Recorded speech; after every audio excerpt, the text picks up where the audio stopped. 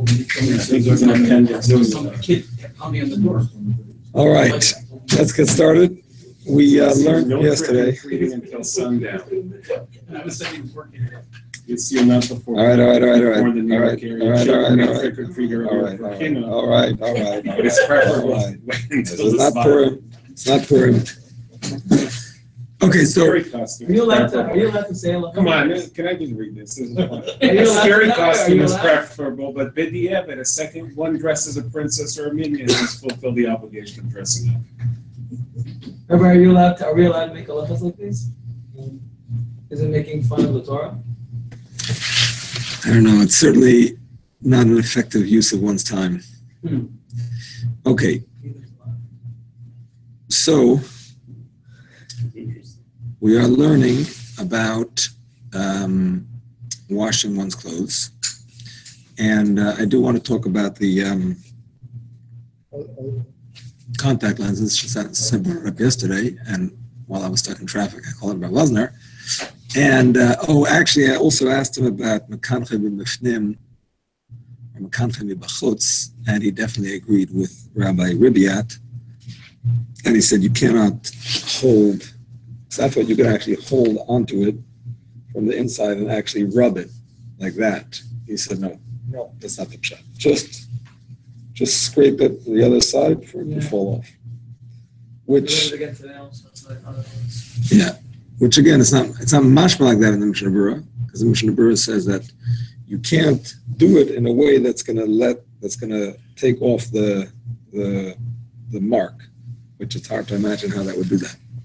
But anyway, yeah, he says the Mishnah Berurah says you can only do it if it's gonna fall off and leave a mark, but you can't do it to take off the mark. You know what I'm saying? It's not Exactly. So that's what led me to believe that the Mishnah Berurah was talking about holding it on the inside and actually rubbing it, just when you're holding it on the other side. Anyway, I didn't ask him. And he said that's what it means. Yeah. So what is it between the nails or the knife? The knife or the nails, either one. It's okay. Okay. But now with the hand.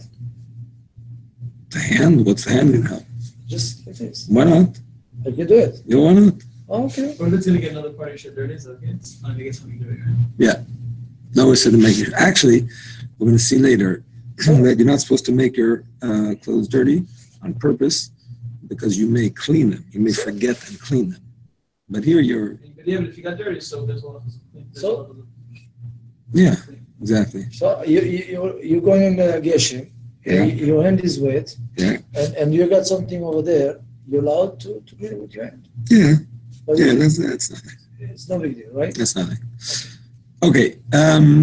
Also, I asked him about soft contact lenses, and he said that there are some machmirim that say never to put it in a cleaning solution, only in a moisturizing solution. But there is room to be makel if it is visibly clean. I asked him what about the bacteria, which they say is on it after wearing it for a day, and they say that you're killing the bacteria by putting it in. It's not fine. He said that you can see it, and me'ikar hadin, it's mutter. Again, some are machmir, but that's the psak he gave. He said if it's visibly dirty, then you should not put it in a solution. Can you use the solution? Can you use water to clean contact lenses? I'm not familiar. Can you put it under the sink and get the dirt off and then put it in the solution? I'm not familiar either. But you wouldn't be allowed to do that, no. I mean, when I say if it's dirty, you can't put a solution, he would say the same thing about water. If it's actually dirty, Maybe it's soaking. you're soaking it, but if it's dirty, you can soak something, right? No. If it's dirty, can you first put it under the faucet in order to get the dirt out? No. No? No, because the whole thing is that since it absorbs, the Pshat Zalman holds that it might be considered like a baguette, and Shriyas is el kibusei. Oh, and putting on the faucet could be... Exactly. That doesn't apply, or does it to hard lenses? I don't think so, no. What about your lenses? Same thing. You can wash it off, or you can't? You can. Your glasses are like wood, like hard plastic. They're not don't absorb at all, and they're not similar to material, so these halachas don't apply. You can rub it after as well. You can rub it. Yeah. Yeah, I mean you can't rub it with a moist cloth. So how are you going to do that? You can run it under water and clean it with your finger, and then dry it. You can't rub it with a moist cloth because that's going to be Did you ask your squeaky. question about Halloween? I did actually. He said, Said he doesn't know. so you're not allowed to? No, he said he doesn't know. He doesn't know enough about it. Did you ask him about what you wanted to with the course? Yeah, I asked him the other day already. He said he thinks we should continue Hilchos Shabbos. Really? Yeah. He's okay with not doing the bracha? No, I didn't ask him that. He just encouraged the continuous learning of Hilchos Shabbos. But I can ask him that. Okay. So basically, we learned yesterday the different opinions about cleaning garments. And the bottom line is that if there's a garment that's dirty, you cannot put anything, any water, any cleaning liquid on it. You cannot even clean it if it's using a liquid that doesn't usually clean, but it's going to clean the dirt. In this case, you cannot. Putting a liquid on clean garments, we said according to the smag and the smack is allowed, but it's a machlekes of poskim, and many poskim disagree. And their Alter Rebbe says you should be machmir b'shel Torah, should be machmir on this question, even a davar mu'at, even a small amount. However, if it's derech lichloch, then almost all poskim agree that it's mutter. Derech lichloch is, for example, if you're drying your hands on it, or if it's liquids that are not cleansing at all, like red wine, beer, and so on. So that is allowed. Even though we said there are some machmirim even on that, and they would therefore only be makel with a small amount, and they would try to shake off any excess water and only use a small amount. So I think that pretty much is enough of a chazara. Let us continue in the Shavura, I should say in the Mechaber.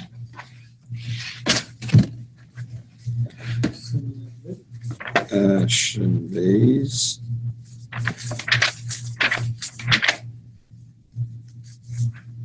So, Can I ask a question? Yeah. It says, now that I just realized what some of you talks about, it says, Radan the text says, "Beggar she'en al b'chol, mutar tet lav mayim mu'atim v'lo mor shama yischat." Won't be upon that. We don't know what's after that. What would be the point of putting on A little bit of water. a little bit of water? Or stone, they're just saying, We if you studied wipe that yesterday. off a little bit of water on your clothing, it's not supposed to be. Wipe off Say, with your clothing. What? With your clothing, not Oh, off I- your clothing. What? Yeah. Beggar she'en al b'chol, when you're not doing it for cleaning or whatever, there's no lichluch. Mutar tet lav mayim mu'atim v'lo mor shama yischat. Right. What would be the point of the water? Well, an example of that would be if you have a spill and you want to absorb the spill. Actually, that could be derech lichloch. That's probably derech lichloch anyway. That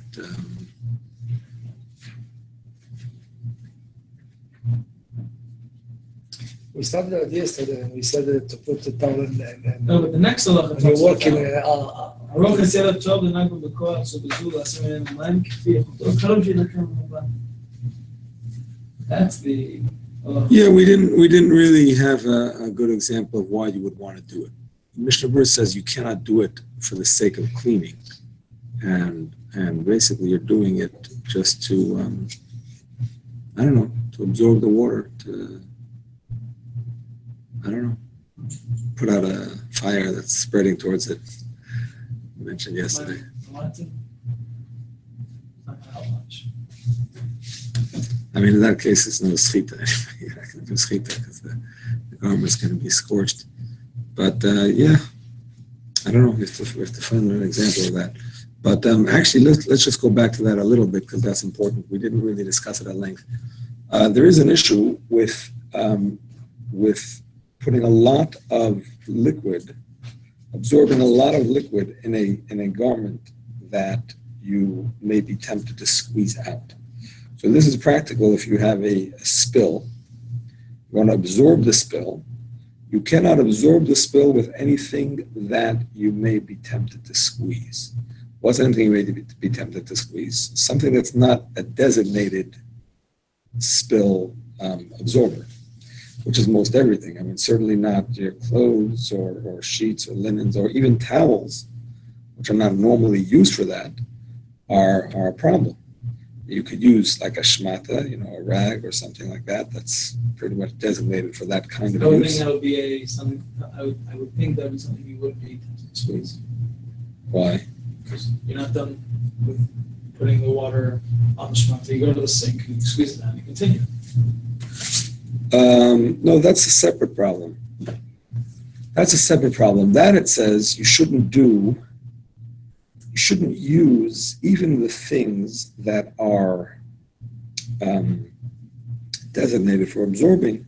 You shouldn't use it if it's not going to absorb the whole spill, because then you might be tempted to squeeze it out and start again. You know what I'm saying? Yeah. You should only use a big one, or at the same time, a bunch of little ones. You know what I'm saying? If you have a bunch of rags for a spill, a big spill, but you have enough rags to absorb it all, that's okay. But you shouldn't just use a small rag for a big spill and say, okay, I'm going to leave it there. I'm not going to touch it because Paper towels are fine? Paper towels. Meaning disposable paper. I think so.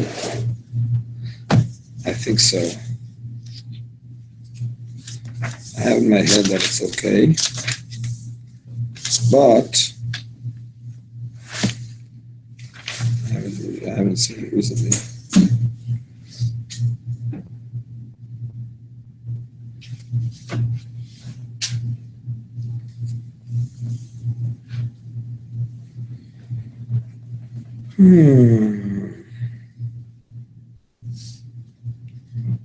It's very hard to track this down. Papa is halacha is for the towel and jacket is the same halacha for the water.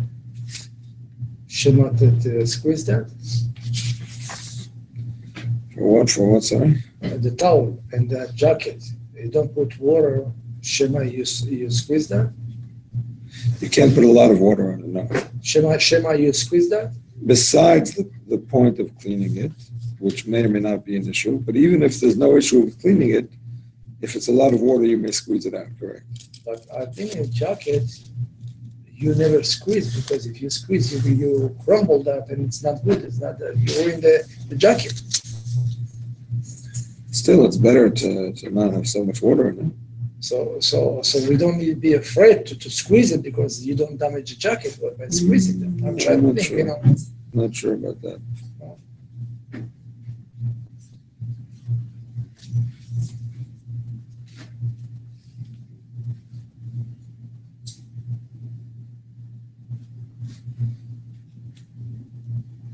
A pack of napkins is fine.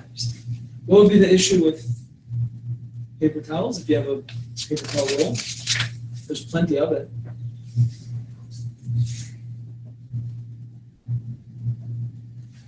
What's the issue with that?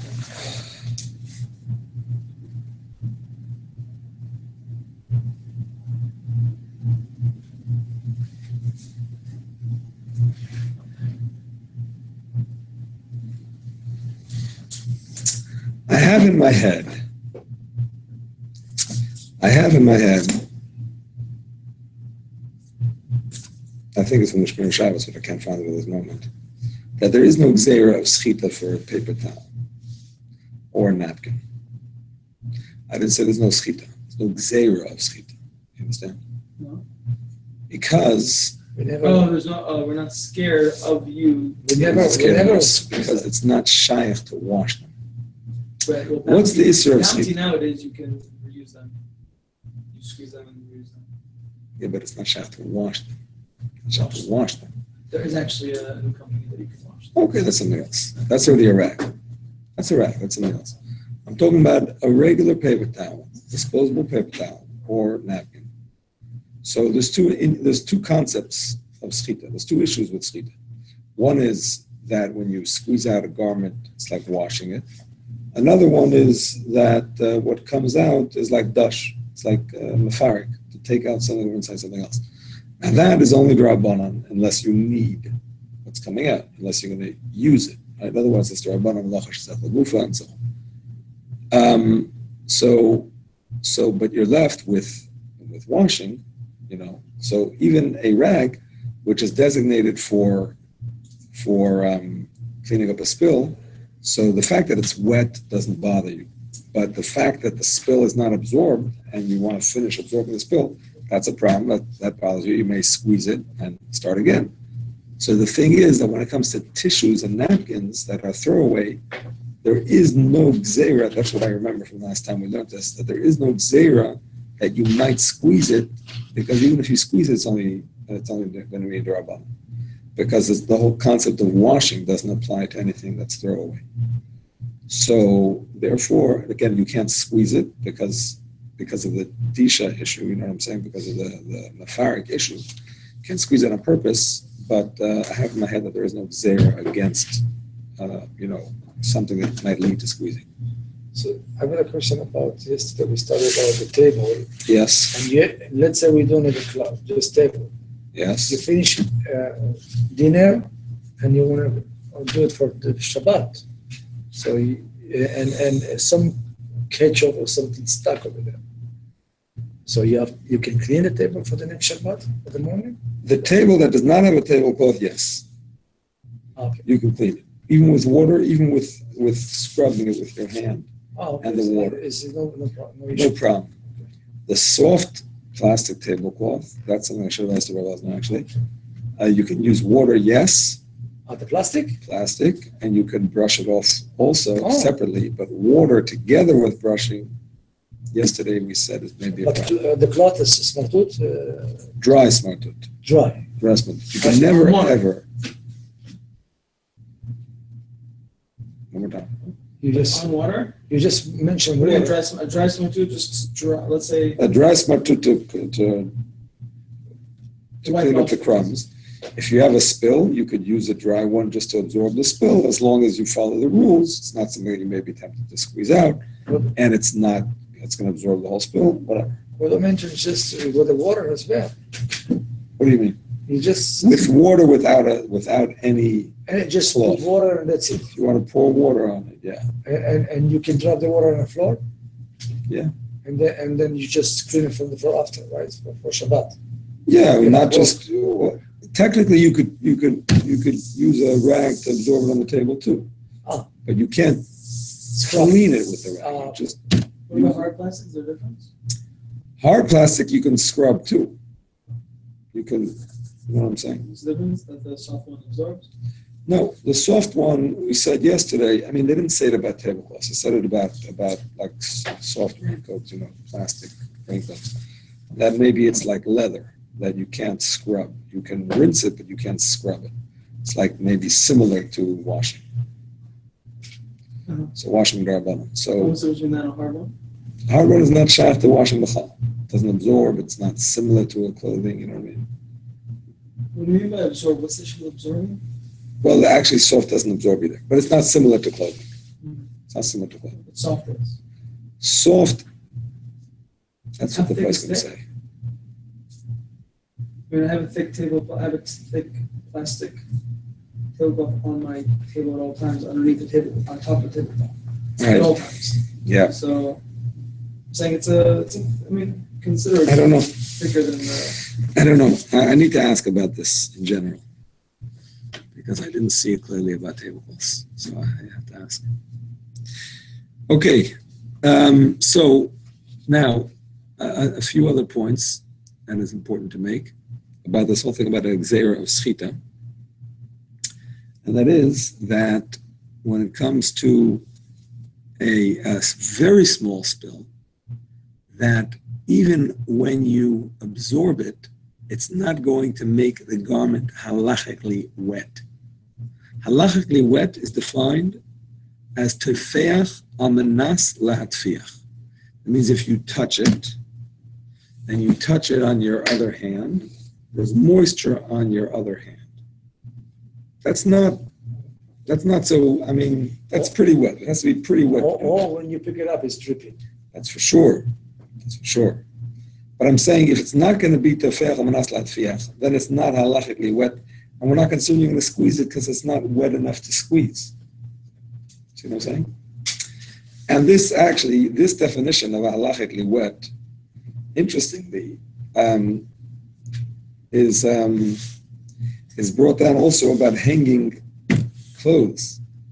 There's an issur to hang clothes on Shabbos, and Yom Tov for that matter, because it may look like you washed them, and now you're hanging them out to dry. And by the way, this is the place, exactly, it's Maras Ayin, and this is the place, this is the source of the concept that whatever the Chachamim forbade, they forbade even in a room within a room. This is where it says it. It's Gemara in Beitza. It says it clearly about this, that you cannot hang clothes even if you're in a room, no windows, nobody's watching. There's no difference. Maras Ayin, the Chachamim were concerned regardless. So I have a question about, in my patio, I have a chutim. Exactly, you can't hang on those chutim. Let's say if I put my tzitzit on Dry. on Wednesday, and it's dry. Oh no, that's okay. That's okay. And then I forgot it on Shabbat. That's okay. That's okay. As long as you didn't hang it on Shabbat, because people sometimes leave things up for a few days. It doesn't look like you put it up on Shabbat. If you're putting it up on Shabbat, then it looks like you maybe washed it on Shabbat. Okay. That's the problem. But if you left it hanging there from before, it's fine. If it's dry, you're allowed to hang it. And what I saw the poskim specifically, You're allowed to hang it. specifically this posik, what I saw him saying is that if it's not tefeach amenas lahatfiach, it's halachically dry. So you can hang it too. Only problem I have with that, I'm not arguing on him because he knows a lot more than me. But the problem I have with that is that, I mean, my clothes, when they come out of my washing machine, are not tefeach amenas lahatfiach. Yes, because It spins it out, yes. and it's just not that wet. So Pretty wet. tefeach amenas lahatfiach, no. He If says, you put that to a No. tissue, tissue, yes. He says, I'll tell you what he says. You want to check in tefeach amenas lahatfiach? Put it down on the surface, pick it up, and see if the surface is wet. no, No, I don't early think so. moisture. no. I don't think so. Early moisture. Mine doesn't. Put on a paper towel. I'm going to try. So your machine changes The it. towel absorbs, so it pulls it out from inside too. Change your It machine. does. It's not a pulling effect. Of course it does. A paper towel? Yes. Change your machine. What do you mean? It's not a machine. Paper towel It's is science. it's- Hello, it's science. Whenever, if you put, liquid is always going to spread as far as it can. So if you have an absorbent thing touching another thing that's wet, they're eventually going to become equally wet. They're eventually going to, I mean, unless it dries before it can spread, but it's automatically, naturally just going to spread. See what I'm saying? But the reason It's that not it's pulling it water out, because it's just there was- absorbing. there wa- Right. No, but that water You're saying it goes into the bag and it takes. doesn't time. go in. I know it doesn't. But I'm saying you're saying it The, is. the water made spreads to from take inside. The bag from inside, not the That's what outside. happens. That's what happens with an absorbent thing. The water will go and the other water will come after it. You know what I'm saying? Diffusion. It's called diffusion. I would have thought Oh, that yeah. since the item was wet, so the paper towel now absorbs the wetness condensation. Yeah, but it takes the wetness also that's inside the garments. Definitely. If you machine, if you touch it, Cohesion, says Joseph. Wow. One more time, I'm sorry. and then the machine makes it 50% of the money. Just one more time. He says, Rabbi Rubiat says, that if it's not tefeach amenas lahatfiach, you're allowed to hang it, even in a place that you normally hang clothes for drying. And this is another thing, by the way, he says. A place that is not normally used for drying, you can hang anyway. Chair. Like the back of a chair, like a doorknob. If it is, then you can't. But if it's not a normal place, then he says you can. Doorknob, something like that. Another chiddush that he says is, I don't know if I mentioned this in the past. Another chiddush he says is that anything that is not normally washed, like dry, things that are normally dry cleaned, and are not normally washed with water, he says you could hang. You come back from shul, you got stuck in a storm, your jacket is all wet. Up on the hangers. He says you're allowed to, because that's not Rabbi. He says because that's not, nobody washes their jacket with water. You always only dry clean it. He says that not everybody agrees with that. But he says most places can hold that. And certainly a raincoat. What about dress shirts nowadays? Certainly a raincoat. No, dress shirts are laundered the regular way. Even if you don't do it yourself. But what do they do in the laundromat? They do it with water. That's true. They're not dry clean. No. So, but he says certainly a raincoat, everybody knows a raincoat that's wet is probably wet from the rain. So that's not Maras Haim. That's another point that he makes. So let's just go back, now that we're talking about drying clothes, another point that should be made is that wet clothes that are defined as wet is tefeach and naslat fiach. Because it generally bothers you that they're wet, they shouldn't be wet, they actually become muktzah. Because we're afraid that you may squeeze them. Even after they dry? No, not after they dry. And the only thing is that if you're wearing them, they're not muktzah. As long as you're wearing them, they're not muktzah. I don't know if we went through these halachas. Did we go through these? Wet clothes are muktzah, because you might squeeze them. But if you are wearing them, then they're not muktzah as long as you're wearing them, because Chazal needed to be practical. And then, you're walking, it starts raining, you're all wet. What are you going to do? You're going to take it off? It's not practical. So they said once you're wearing it, you can keep it on. But once you take it off, that's it. That's no purpose. You leave it there. You can hang it with a wet shirt. Well, besides that, it's muktzah, specifically muktzah, because you might squeeze it. You can hang this up. You can hang it in a place that you don't normally hang clothes for drying. Any place that you might hang clothes after washing, you can't hang. You know what I'm saying? If you get caught in someone gets caught in the rain, the shirt, their coat, their pants, you hang all that up. You can't hang the shirt as well. No one's going to think you did laundry if there's 12 other things that are hanging. That I'm not going to say. I'm not going to say because if I walk by, I wouldn't say, "Oh, he did the laundry on this one," but the others are from the store. I'm not going to say that because once Chazal made exer, they made exer. In other words, just like they said, you have to even not do it in a room within a room, no windows or anything. Just because we said so, we don't want differences. So it could be if this is the type of garment that can be washed. I'm not going to distinguish in exactly the circumstance of how you're hanging it. Doesn't matter how you hang it up. Like normally you might hang it on a hanger. But instead of the hanger, you just throw it over your shower or something like that. I don't know. If the shower is a place that you might normally dry things, then maybe not so clear. When it dries, it's still muktzah? No. After it dries, it's not muktzah. How do you know if it's dry? Unless you don't touch it? Squeeze it. You can feel it. You can feel it. You can touch muktzah. You can't move muktzah, but you can touch muktzah. I'm sorry? Yeah. Yeah, all the same. Shabbos and all the same. Actually, Rabbi Yirmiyah says if you have nothing else to wear, you are allowed to put it back on. In other words, it's muktzah for any purpose other than wearing it if you have nothing else to wear. In other words, just like the... As long as it's wet. No, if it gets dry, it's not muktzah. Now, the Mishnah Berurah says a chiddush. I think I mentioned this to you before the other day, that clothes that were not dried before Shabbos were washed and were not dried before Shabbos are muktzah. That's also after dry. They're muktzah for the whole Shabbos. That's the chiddush of the Mishnah Berurah. But what's up if it's dry? Before Shabbat, not dry. According to the after Mishnah Shabbat. Berurah, it's muktzah. It stays muktzah. So it's- And it's a big issue. A lot of the poskim question this psak.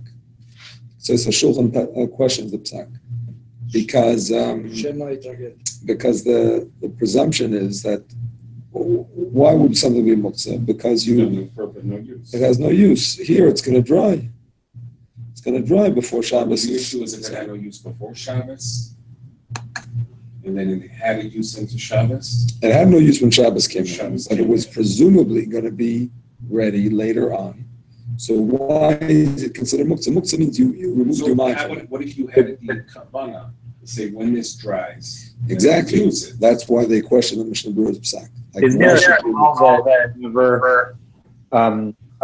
muktzah at Bein Hashmashis, it's muktzah the entire Shabbos?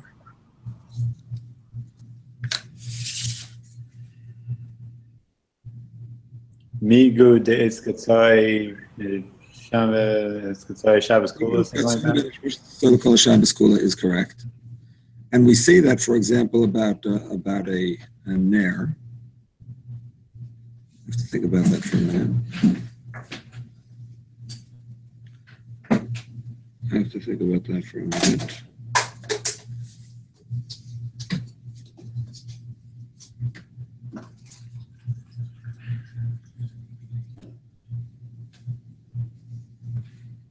Rabbi, you wash them on Friday. Wash it. So the question is, Migdis Katzor Leben Hashmoshes. I think the pshat is only if it's the choy biyadayim. If you actually actively did something to set it aside. So, for example, the Migdis Katzor would apply in a case of you lit a candle. You lit a candle on a candlestick, so you're actively making this candle muktzah, because that's the fire on it. And as a result of that, everything underneath it becomes a basis and so on and so forth. Another example is you have Gregris with Tzimukim. Gregris with Tzimukim, you have dates and figs. And actually, Tzimukim are grapes that you want to turn into raisins. And you put them on the roof, and you want them to dry out. So you are actively setting them aside from use. In other words, you could eat them fresh, you could dry them. You are purposefully saying you're going to dry them. So that's a case of dechoy biyadayim. You set it aside. Said, I'm not using it. So you have to designate your wet clothes? No, that's what I'm saying. Over here, that's not the case. You're not iskatzoy biyadayim. You washed it, and you're drying it. You want to use it. You're not pushing it aside. On the contrary, you want to use it. And it's presumably going to be ready. An example of this would be actually, I think it says clearly by Gerges with Tzimukim, that if you know before Shabbos that the Gerges with Tzimukim are going to be ready when Shabbos comes in, you're an expert in drying fruit, and you know, you put it up on Wednesday, and you know that by 2 o'clock Shabbos afternoon, it's going to be ready to eat, dry and ready to eat. I'm pretty sure it's not muktzah. It's only if you put it up and you don't know, so you pushed it off and you don't know when it's going to be ready, that's muktzah. One of the guys in my community where we live, he's like a botanist, so he knows about fruit, so he sometimes brings me a fruit. He says, this will be ready, at such and such a time. 2 o'clock tomorrow, this will be ripe. Anyway, the point is that, so over here, where you have a specific time, more or less, it's going to be dry, then the question of Mishnah Berurah's psak.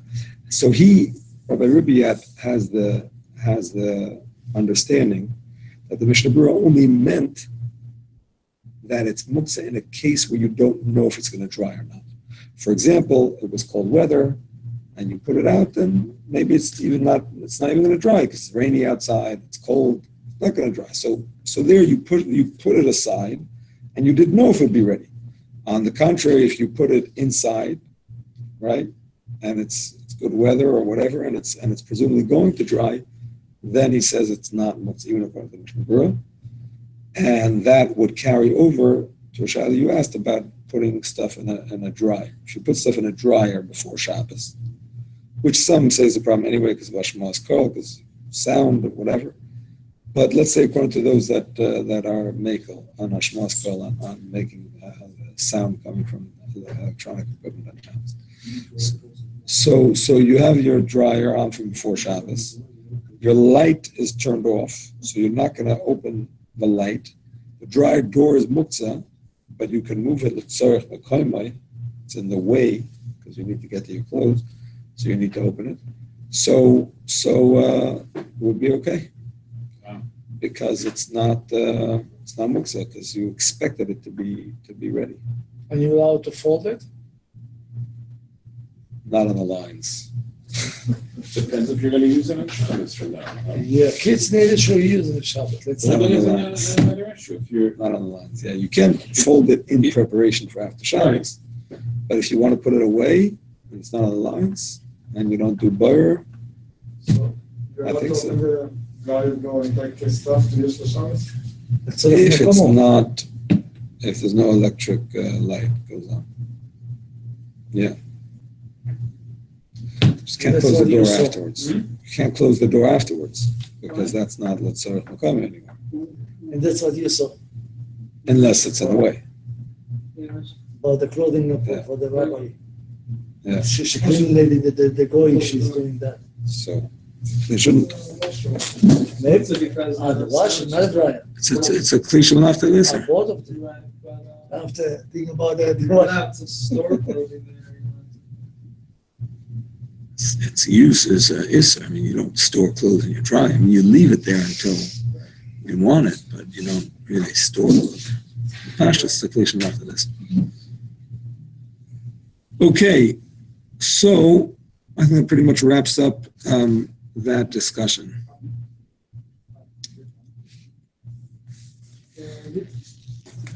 Coin. I pray. Who needs? I didn't done. Who needs to pray? Yeah, be you, coin is coming. Call coin. Danny? We don't have. Danny, It's coming. You know it's coming. you call him, he's coming. How do you know it's coming? Because he come every day. Call him. Tell him that he's Asiri. He will come. He's right. He's 2 minutes from here. Where's Shmuel Kerbel? Did I invite Said him? it's gonna be, I thought I invited him. I just saw this now. 1 second, let me just invite him.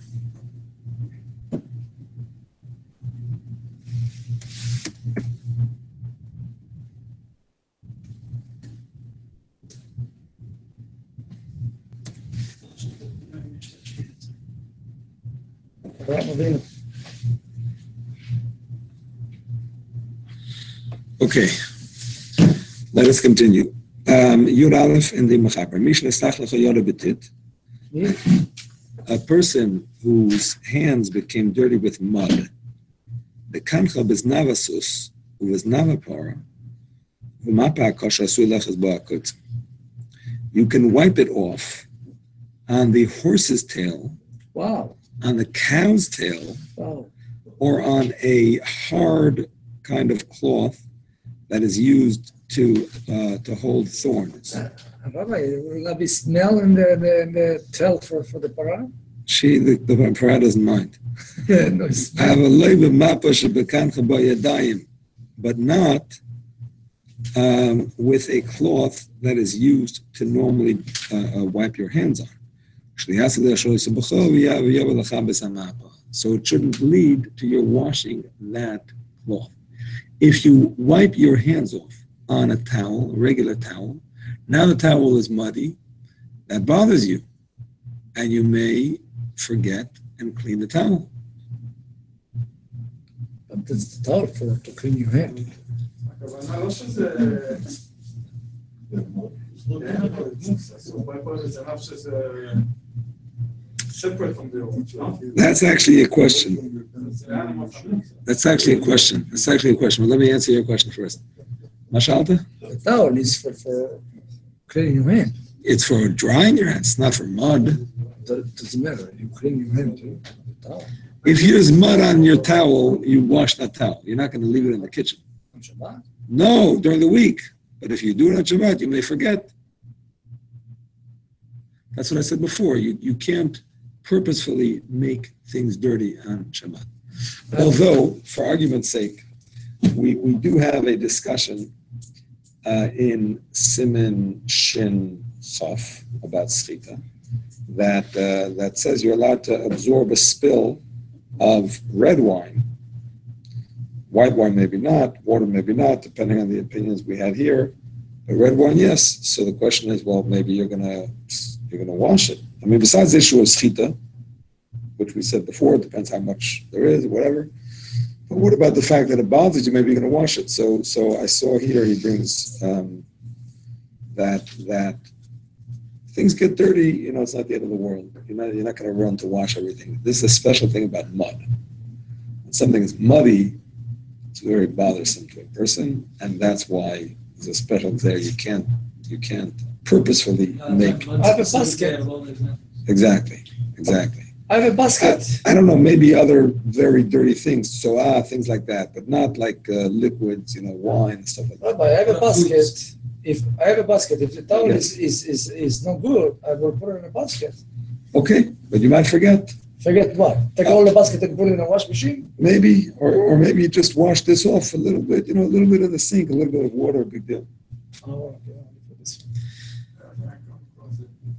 Not to drink the glass of wine with the red handles or nothing. Yeah, that's yeah.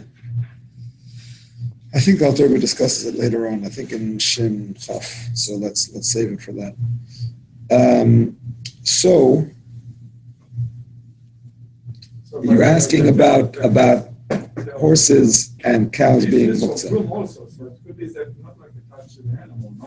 But actually attached to the Actually, the Mishnah Berurah brings down that the Hilchos Shabbos says that we're talking about dead horses' tails.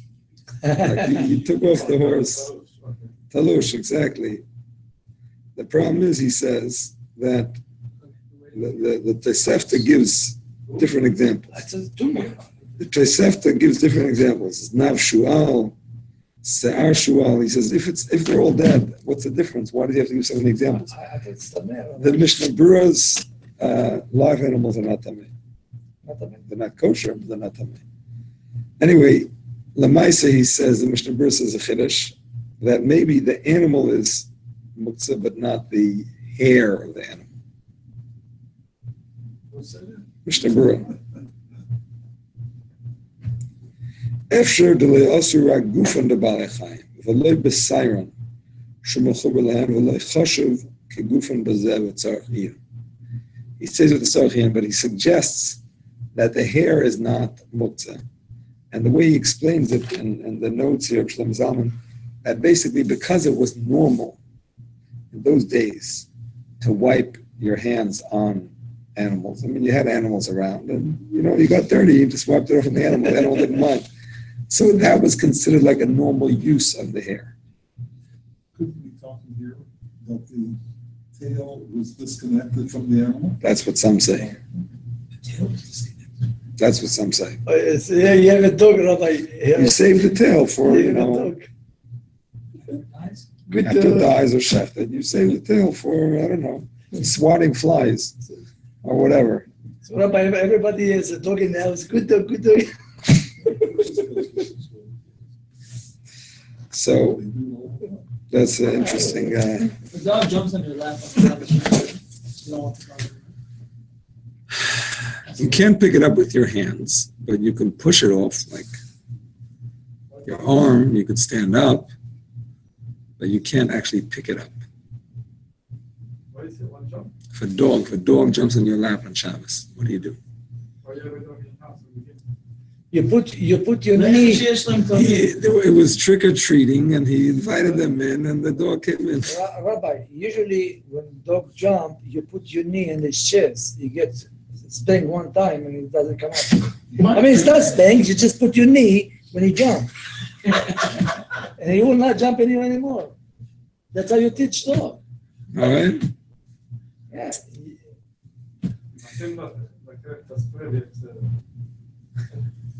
It says it comes right at the end. All right, Yud Beis. Also, lenagev kois. אתה לא הורג אותו. Also, lenagev kois shaya by mayim or yaim lemapa mishum das l'rei schita. Yud beis in the mechaber. That's a big one. It's forbidden to dry a cup that had water in it or wine with a cloth because this could lead to schita. Now, why would drying a cup lead to schita any more than drying a plate? So first of all, a cup could contain more water than a plate. Almost nothing in it. Oh, that's true. Maybe you didn't turn it. You have to wash the bathroom. So another point that the boys can bring in is that perhaps this is talking about cups that have a narrow opening. They're narrower in the opening than they are on the bottom. So there's water on the bottom. You might absorb that water, and as you pull the towel out of the narrower opening, you may cause it to squeeze. So that's what the Hilchos Shabbos says is the pshat. The Mishnah Berurah mentions that opinion. He doesn't like mamish say it so clearly, but he does say that if it's a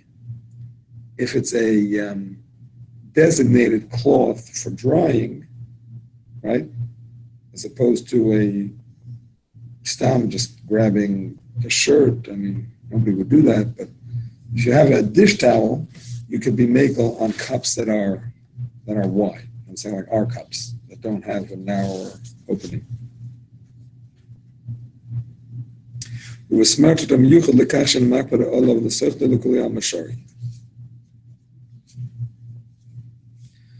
right. Okay, Yud Gimel. Ein mestaklen b'Shabbos b'mara shel matachas shecharifa keizmel. Pirsh kein sakin kodem chad v'chorif. Chashinon shema yasher ba niman hamad l'dol. You cannot look into a metal mirror on Shabbos, which has a sharp edge like a knife, because we're afraid that you might use it to cut off the hanging hairs. They used to have these mirrors which had the edge of them, they were made out of metal, like if you polish metal, it's basically a mirror.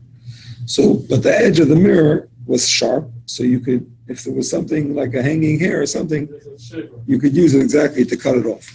So on Shabbos, you can't use such a mirror because you may forget and cut off the hair. Is that dangerous to have a metal-sided mirror, sharp-sided mirror? Kept it out of the reach of the children.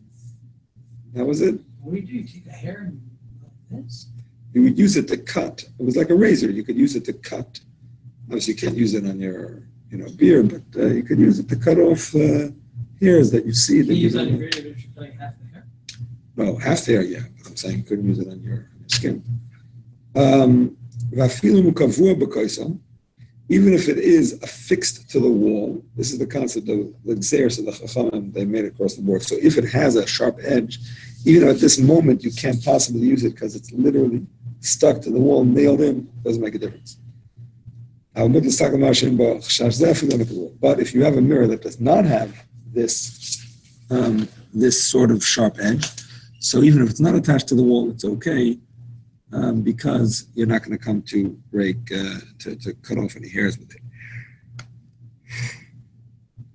Now, the truth is that using a mirror is a shaila for a man, because the shaila of leisel bash gever, that maybe it's a womanly, a feminine kind of thing to do. So, let's read out the Rebbe, and we'll go into that in a moment. Okay, Chav Beis in the Alter Rebbe. Nisha nislach lechu.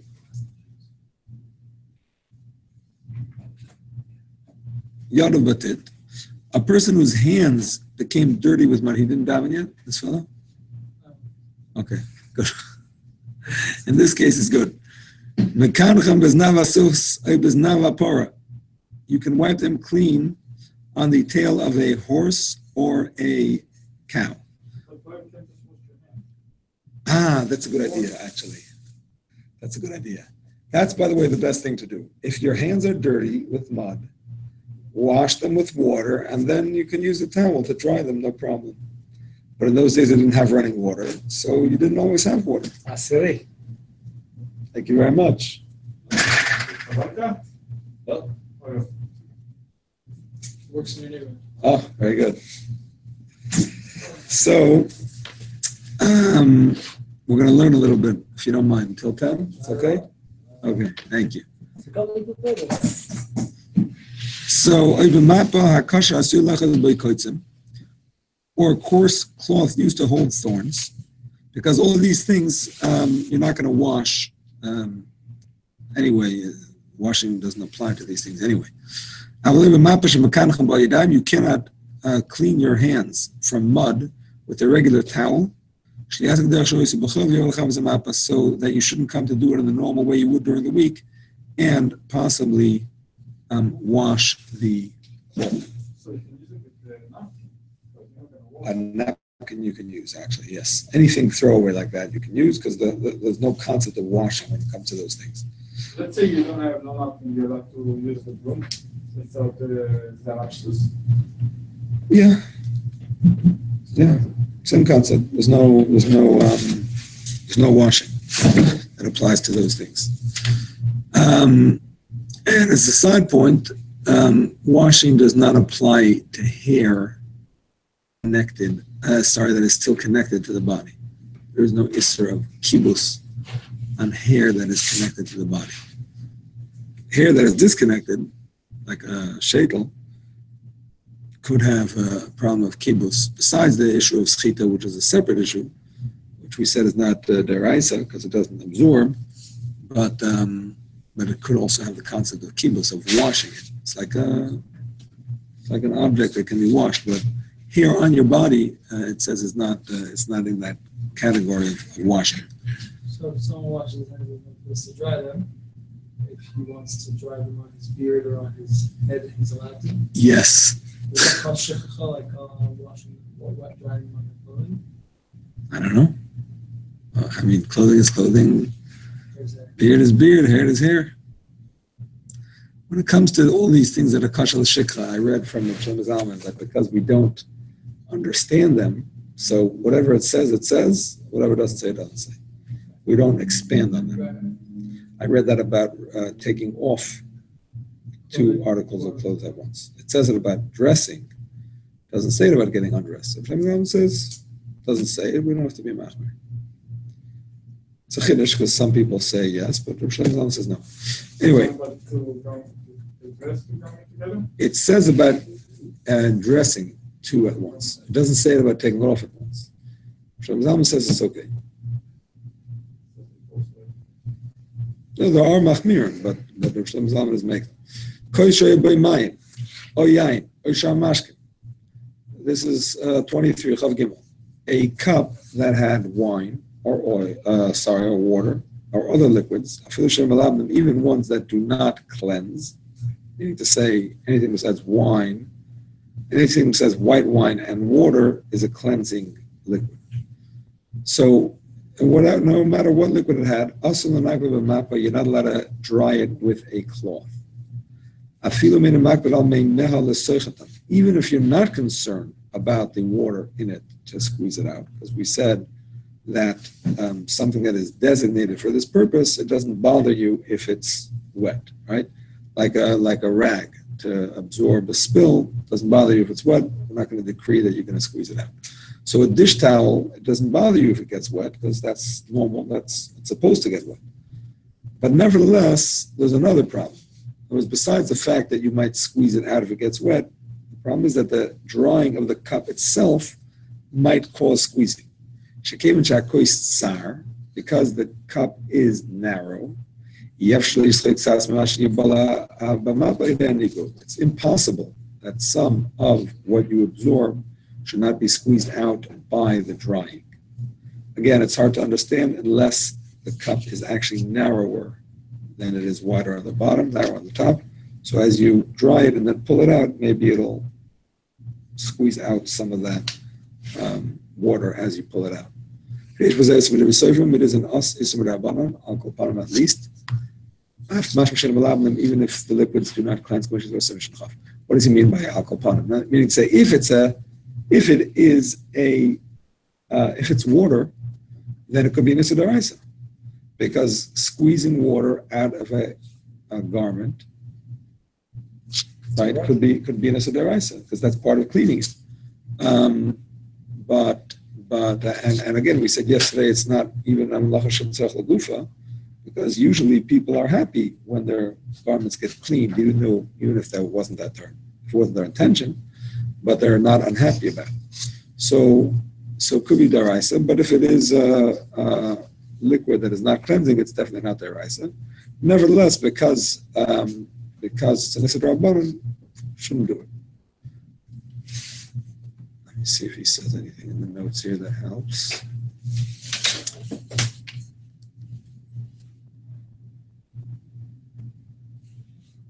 He doesn't mention if it's talking about a narrow cup or not.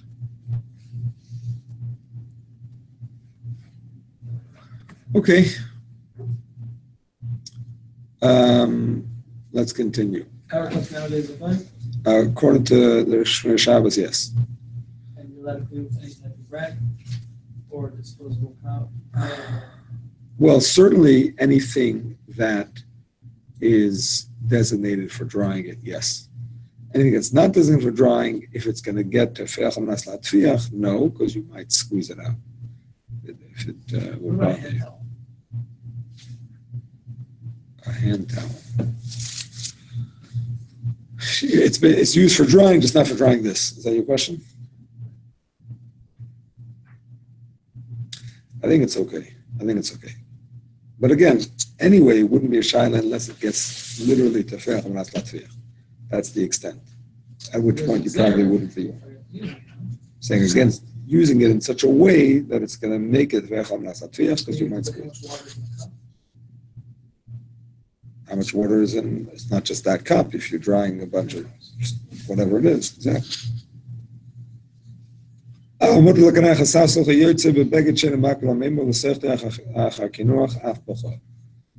you can wipe a bench clean with any garment that you are not particular about, and you wouldn't mind it to be wet even during the week.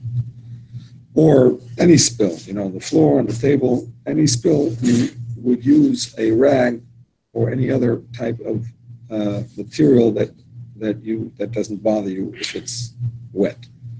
Or, like we said before, napkins, paper towels, anything that is disposable.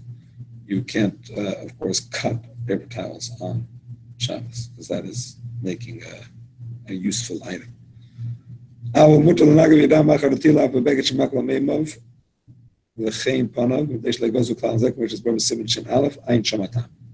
Now, if you dried your hands and you looked around and there's no towel to dry your hands on, you're actually not supposed to dry your hands on your clothes because it's kasher l'shikha.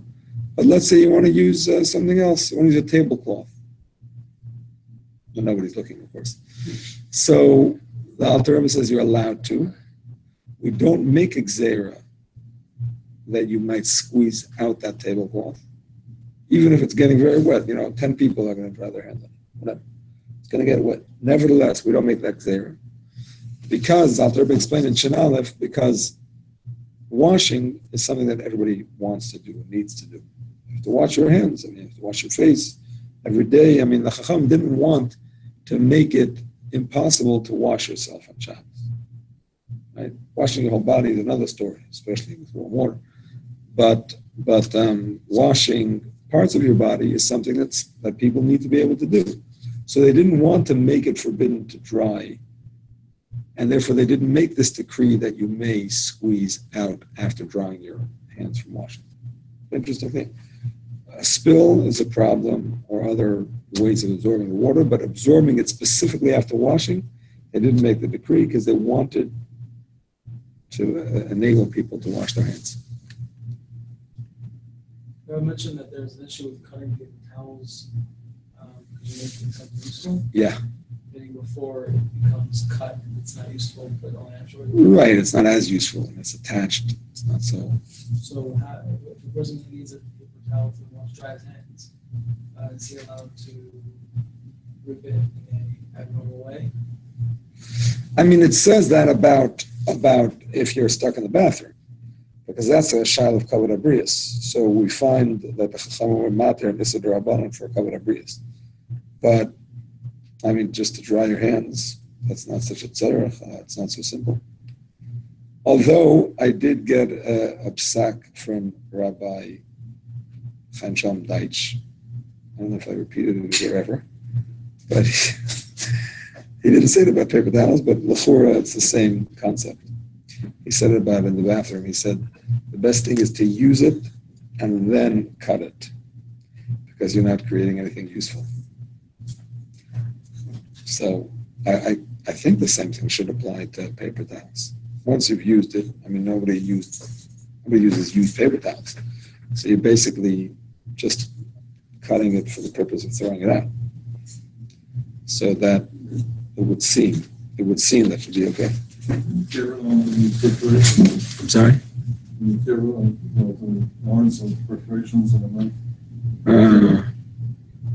Interesting question. I heard, I don't know if it's true or I've just heard it. Uh-huh. If you need it, Uh-huh. you have their machinery, but not all. Right, because that's a shayla of machatach. When you cut something in a measured way, it's called machatach. I'm just wondering if that's true also when you've already used it, because is that called? In other words, it could be machatach is when you're cutting something that you need in a measured way, but something that you don't need. I don't know. The next one. I hear you. Maybe not. I'm not really sure. Okay, number 24, the last one. Ein mistaklin, actually second to last one. Ein mistaklin b'Shabbos b'mar shamatachas sheyichayfa ke'izmel v'derech loso b'bachel sanem nam dodalim b'reishu is konik shoy b'shem b'dodalim. Yishlachu sham yishkach shu Shabbos v'yosef ba'anim kedarka b'chol. Afim kavu m'chuberes b'koyes loso shleichul kachom gzei rasa v'mar azu sheyesh b'chashash salaf amim. Gam arash masuris l'stakal v'mar azem de'shdarka b'chol lahasher b'soris l'vonet b'tech hashcheres. One may not look at oneself in a metal mirror that is as sharp as a knife and is commonly used to remove the strands of hair that hang down from his head and beard when he sees them hanging loosely. There is reason for concern that perhaps he will forget that it is Shabbos and remove these hairs as he ordinarily does during the week. Even if the mirror is permanently affixed and attached to the wall, it's forbidden to look at oneself in it, for our sages did not make any distinctions when applying their decrees regarding the mirror for which such a concern applies at times. Women also forbidden to look at themselves in such a mirror because it is their practice during the week to use it to remove white hairs from black hairs, something which is asur mid'oraisa for a man to do. I'll just mention that as a side point, because that is considered a feminine type of thing. And very quickly, you're allowed to look in a mirror that does not have this concern, because it doesn't have a sharp edge, even if it's not attached to the wall. If it's in a way that does not have the problem of of behaving like a woman. Like it's explained in Yordea Simon Kuf Nun Vav. Basically, in Yordea Kuf Nun Vav, it says that a man can use a mirror if it does not make him look like a woman. For example, if he's using the mirror, it says, like, for example, if you're going to a non-Jewish barber, you're afraid he might kill you in those days. But if you looked in a mirror, which was only a thing that an Adam Chashuv did, then he would say, well, this guy's an important guy, I'm not going to mess with him. That's an example. But the poskim also say that if you're looking in the mirror just to make sure that you don't have any noodle stuck in your beard or something like that, that's not considered leisel bashgever. Leisel bashgever is to look in the mirror the way women do, which is like, to check all the this and that and the other, preening and getting every little hair and every pimple. Maybe that's more like the women do it. But a quick look just to make sure that you look normal is okay. All right. To be continued with Hashem next week, hopefully on time. Actually, since Rabbi Vosner gave me the go-ahead to branch out a little bit, we're going to do the end of Shin Gimel. The beginning of Shin Gimel is about what women can wear, jewelry and all that, which, Herb wise? Right, we're not going to learn that because, most people use the Erev, or even if they don't, they learn it regularly anyway. So we're just going to skip to the end of Shin Gimel, which is about makeup and hair, combing, braiding, all of that. Which sif?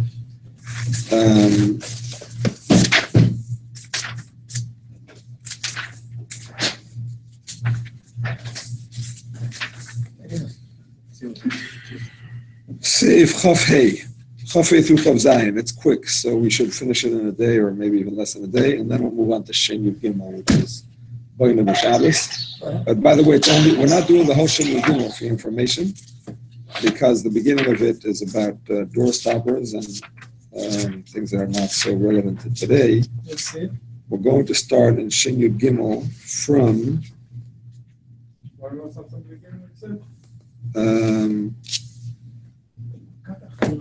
Shnia.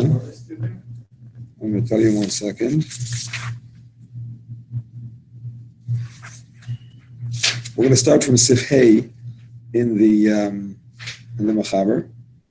Shida Teva Migdal. We're going to skip the whole beginning about door stoppers and start with Hey in the Machaber. What were the seating for Shin Gimel? I'm sorry. One second. Daniel, what were you asking? Yeah, what were the seating and Yud Gimel that we were? The Sif and Yud Gimel in the Machaber. Shin Gimel. I'm sorry? Yeah, and one at Shin Gimel. You said there was Shin Gimel, I think, was Chaf.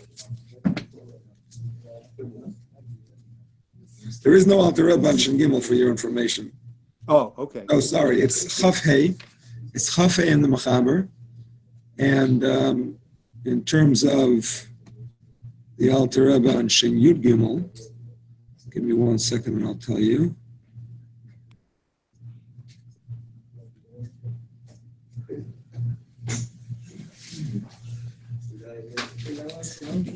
I cannot find the Shumri.